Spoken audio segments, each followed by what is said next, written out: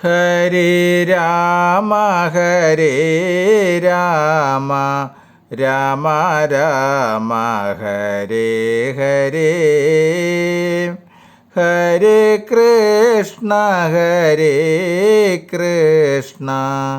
കൃഷ്ണ കൃഷ്ണ ഹരേ ഹരേ. നമസ്തേ. ആത്മപ്രകാശം ചൊരിയുന്ന നാരായണീയ പാരായണത്തിലേക്ക് ഭക്ത്യാദരങ്ങളോടെ എല്ലാവർക്കും സ്വാഗതം. ശ്രീമന് നാരായണീയത്തിൽ 15-ാം ദശകത്തിൽ കപിലോപദേശം പാരായണം തുടരുന്നു. ഓം നമോ ഭഗവതി വാസുദേവായ. ശ്ലോകം 7. യുവതി ജഡരഗിന്നോ ജാതബോധോപ്യകാണ്ഡേ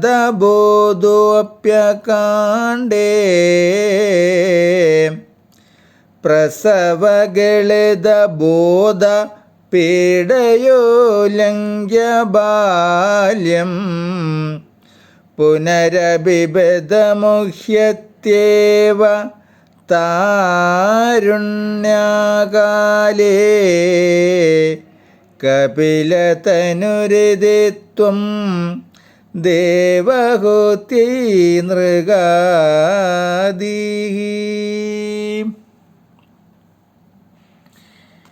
ജീവൻ ഗർഭത്തിൽ കിടക്കുമ്പോൾ ബോധമുണ്ട്. ഗർഭവാസം ദുഃഖദായകമാണ്. നീണ്ടു നിവർന്ന് കിടക്കാനോ ഇഷ്ടം പോലെ എന്തെങ്കിലും ചെയ്യാനോ തിന്നാനോ കുടിക്കാനോ എന്തിന് ഒന്ന് സ്വതന്ത്രമായി ചലിക്കാനോ സാധിക്കാതെ ദുഃഖിക്കുന്നു.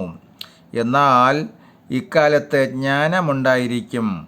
അപ്പോൾ അവിടെ കിടന്നുകൊണ്ട് വിചാരിക്കും, ഞാൻ വെളിയിൽ വന്നാൽ ദുഷ്കർമ്മമൊന്നും ചെയ്യുകയില്ല, ഈശ്വരജ്ഞാനം നേടി നല്ലവനായി കഴിഞ്ഞുകൊള്ളാം, ഈ ഗർഭവാസത്തിൽ നിന്ന് എന്നെ ഒന്ന് രക്ഷിച്ച് പുറത്തു വിടണേ. എന്നാൽ പ്രസവിച്ച് ഭൂസ്പർശമുണ്ടാകുമ്പോൾ മായയ്ക്ക് അടിമപ്പെട്ടു പോകുന്നു. ഇല്ലേ ഞാൻ ദുഷ്കർമ്മമൊന്നും ചെയ്യുകയില്ലെന്ന് പറഞ്ഞാണ് പെറ്റു വീഴുന്നത്. പക്ഷേ മായ മുട്ടുമ്പോൾ ഗർഭത്തിൽ കിടന്ന് ചിന്തിച്ചതും ഇല്ല എന്ന് പറഞ്ഞതുമെല്ലാം മറക്കുന്നു. മായയുടെ പിടിയിലമരുന്നു. അല്ല, ചിന്തിച്ചതും ഇല്ല എന്ന് പറഞ്ഞതുമെല്ലാം മറക്കുന്നു. മായയുടെ പിടിയിലമരുന്നു. അല്ല, മായ ജീവനെ തൻ്റെ പിടിയിലൊതുക്കുന്നു. പിന്നെ മായയ്ക്ക് വശംവദനായി കർമ്മങ്ങൾ ചെയ്യുന്നു. ബാല്യകാലം കഷ്ടതയിൽ കഴിയുന്നു. കുഞ്ഞായിരിക്കുമ്പോൾ മലത്തിലും മൂത്രത്തിലും കിടന്ന് സ്വതന്ത്രമായി ഒന്നും ചെയ്യാനാകാതെ, സ്വയം ഇഷ്ടത്തിനൊത്ത് ചെയ്യാനാകാതെ, ആരെങ്കിലും കൊടുക്കുന്നതും തിന്ന് കഷ്ടപ്പെട്ട് ബാല്യം കഴിക്കുന്നു. പിന്നെ യൗവനകാലം വരുമ്പോൾ ഓരോ മോഹങ്ങളുണ്ടാകുന്നു. ആ മോഹം സാധിക്കുന്നതിന് പല ദുഷ്കർമ്മങ്ങൾ ചെയ്യേണ്ടതായി വരുന്നു.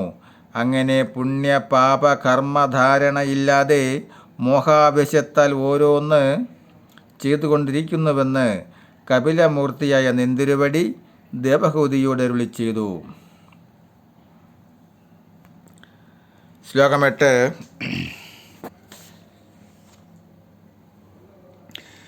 പിതർസുരഗണയാജീ ധാർമ്മികോ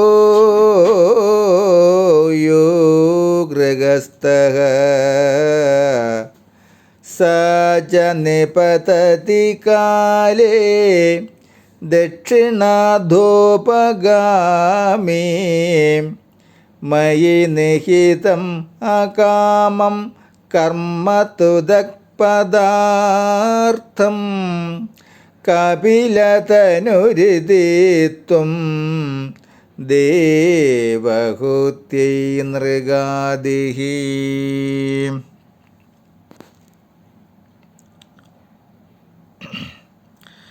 ധർമ്മനിഷ്ഠയുള്ള ധർമ്മതൽപരനായ ഗൃഹസ്ഥൻ പിതൃയജ്ഞം, ദേവയജ്ഞം തുടങ്ങിയ പുണ്യകർമ്മങ്ങൾ ചെയ്ത് ദക്ഷിണായനം വഴി സഞ്ചരിച്ച് സ്വർഗത്തിലെത്തുന്നു.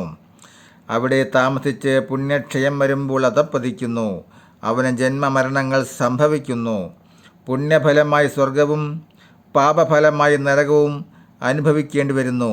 എന്നാൽ എന്നിൽ സമർപ്പിച്ചുകൊണ്ട് ഫലാപേക്ഷ കൂടാതെ അനുഷ്ഠിക്കുന്ന കർമ്മമാകട്ടെ ഉത്തരായനം വഴി സഞ്ചരിച്ച് മോക്ഷത്തിനധികാരിയെത്തിയിരുന്നു എന്ന് കപിലമൂർത്തി അങ്ങ് ദേവഹൂതിയോട് അരുളി ചെയ്തു. ഇതേ കാര്യം തന്നെ ഗീതയിലും ബോധിപ്പിക്കുന്നുണ്ട്. അഗ്നിർജ്യോതിരകശുക്ലഷണ്മാസാവുത്തരായണം തത്ര പ്രയാത ഗച്ഛന്തി ബ്രഹ്മവിഭൂജനാഃ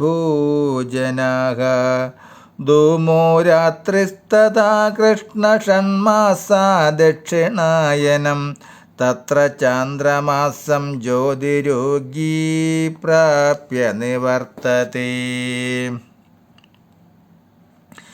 പഞ്ചാഗ്നി വിദ്യ പ്രണവോപാസകന്മാർ മരിച്ചാൽ അഗ്നി, ജ്യോതിസ്, പകൽ, വെളുത്ത പക്ഷം 6 മാസമാകുന്ന മകരം 1 മുതൽ മിഥുനം 30 വരെയുള്ള കാലം ഉത്തരായനം, ഇവയിൽ അഭിമാനികളായ ദേവതകൾ വഴി ബ്രഹ്മത്തിലെത്തിച്ചേരുന്നു.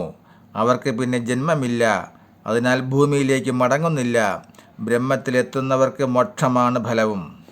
എന്നാൽ പ്രണവോപാസകരാണെങ്കിലും കർമ്മയോഗി, ധൂമം, രാത്രി, കറുത്തപക്ഷം, 6 മാസമാകുന്ന ദക്ഷിണായനം, 6 മാസമാകുന്ന ദക്ഷിണായനം ഇവയിൽ അഭിമാനികളായ ദേവതകൾ വഴി ചന്ദ്രനെ പ്രാപിച്ച് അധികാരത്തിനനുസരിച്ചുള്ള സുഖം അവിടെ വച്ച് അനുഭവിച്ച് ഇവിടെ തന്നെ മടങ്ങി വരുന്നു. ഈ 2 മാർഗങ്ങളിൽ ദക്ഷിണായന മാർഗം വഴി ചരിക്കുന്നവരെ സംസാരം വിടുന്നില്ലെന്നർത്ഥം. സംസാരം മോചിതരായാൽ പിന്നെ ജന്മമില്ലല്ലോ. സംസാരം വിടാത്തതിലാണ് വീണ്ടും ജന്മമുണ്ടാകുന്നത്.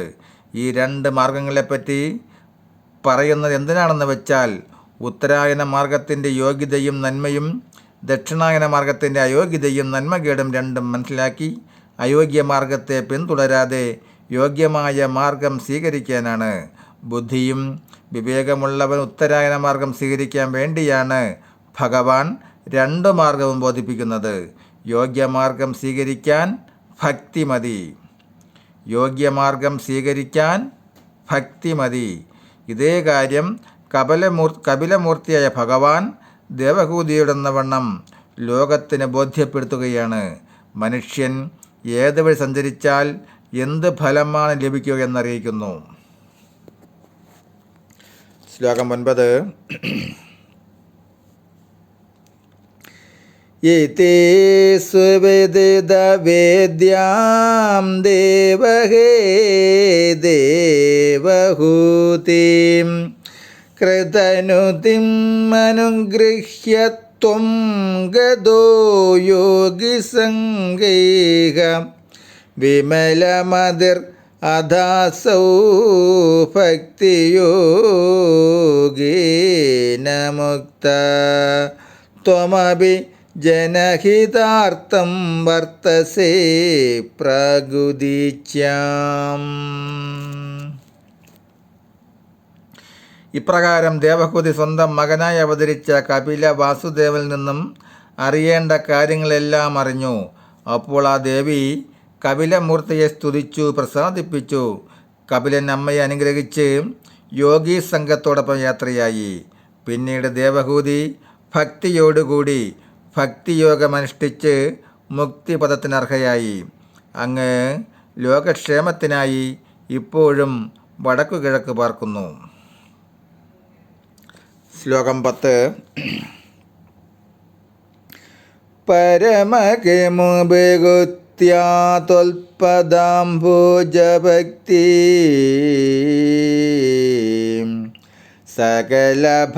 സകലഭയവിനേത്രേ സർവകാമോപനേത്രീം വദസി ഖലു ദൃഢം ത്വം തദ്വിദൂയാമയാന്മേ ഗുരുപവനപുരേശ ത്വയ്യുപാദസ്വഭക്തി.